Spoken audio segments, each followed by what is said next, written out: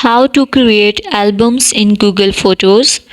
Firstly, you have to install the Google Photos app on your Play Store. Now open the Google Photos app on your iPhone or Android.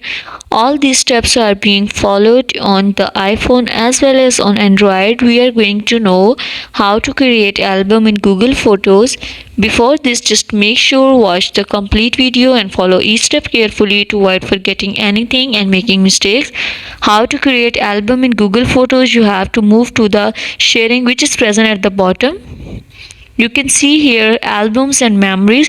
If you want to create your shared album, event album, travel album, family album, select any of the album. Like I am going to select a travel album, trip to, if I am going to write trip to Murray. And you can see here add photos. Click on add photos here. Now select any of the photos which you want to add it to your album. Click on the add icon. In this way, that photos will be added and you can create album in Google Photos like this. Thank you so much.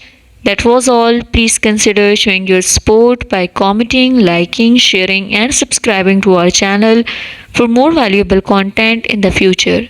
Your engagement is highly appreciated. I wish you very good luck. Thanks.